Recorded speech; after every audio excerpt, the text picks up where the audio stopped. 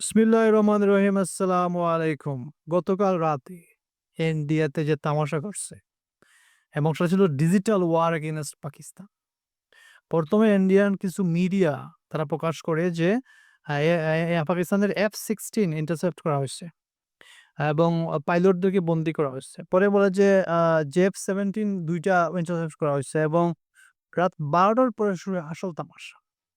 YouTube, Facebook, Twitter, BGB তাদের ভিডিওগুলো publish করতে থাকে এবং ডিপ ফেক ভিডিও থাকে এগুলা এবং সেখানে দেখানো হয় যে মিসাইলগুলো আসতেছে উড়ে তখন ওরা কি করতেছে এই S-400 দিয়ে সেগুলো ইন্টারসেপ্ট করতেছে।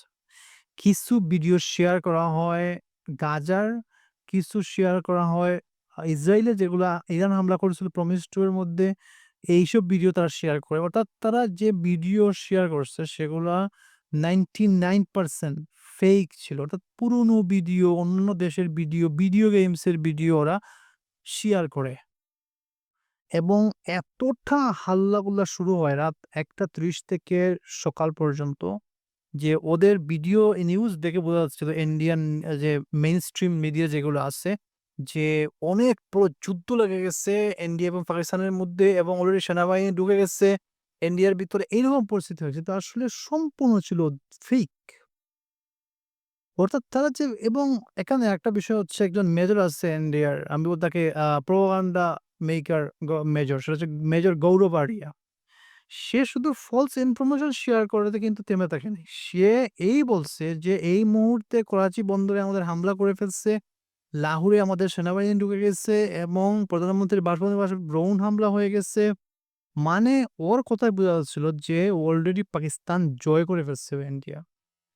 এবং যে ভাষা ওরা ব্যবহার করছে সেটা বলার বাইরে। আমি তো কিছু চালিয়ে দিলাম ভিডিও কিন্তু কপিরাইটের কারণে এটা অন করা সম্ভব না এক্সাক্টলি। কিন্তু এতটা বাজে রকমের একটা ওয়ার তারা করছে কালকে ডিজিটালি এক্সাক্টলি পাকিস্তানের পক্ষ থেকে। এবং এরপরে কি হয় পাকিস্তানের যে মিলিটারি স্পুক পারসন সে আসে এবং সে কিছু কথা বলে এইসব নিয়ে যে আমরা আমাদের কোনো বিমান F-16 যে যাই হোক আমাদের কোনো বিমান ইন্ডিয়াতে হামলা করতে যায় নাই। আমরা কোনো মিসাইল হামলা করি নাই, কোনো ড্রোন হামলা করে নাই। এরা কিচ্ছু করে নাই। এরা শুধুমাত্র গুলা মারছে এই এলওসির কাছে এবং সেখানে প্রায় ৫০ জন সেনারাই নিহত হইছে। এটা কিন্তু কেউ প্রকাশ করে নাই। সবাই বলছে কি মিসাইল আসছে, ড্রোন আসছে, ইন্টারসেপ্ট করছে। ব্যাস এসব নিয়ে প্রপাগান্ডা শুরু করছে পুরা রাত জুড়ে। এবং তার মানে হচ্ছে এইসব ছিল এনডিআর প্র্যাকটিস। কিছু ভিডিও ছিল যেগুলো পাঞ্জাব থেকে আসছে, জম্মু থেকে আসছে। ওইগুলা রিয়াল ভিডিও ছিল। ওগুলো দেখানো হচ্ছে যে ড্রোন আসতেছে এবং এগুলোকে ইন্টারসেপ্ট করতেছে S-400 মানে এনডিআই ড্রোন ছাড়ছে, এনডিআই সেগুলো ইন্টারসেপ্ট করছে। প্র্যাকটিস করছে ওরা পুরা রাতভর। এবং সেই ভিডিওগুলো ছেড়ে দিছে যে ওরা পাকিস্তানের সক্রিয় ছিল। এবং সকালের মধ্যে অনেকগুলা ফ্যাক্ট চেক যেগুলা নিউজ ইন্ডিয়াতে যেগুলো সত্যি নিউজ প্রকাশ করে কিছু আছে। তারা ভিডিওগুলো প্রকাশ করে যে এটা সম্পূর্ণ ফেক ছিল। আজ এ পর্যন্তই। আসসালামু আলাইকুম।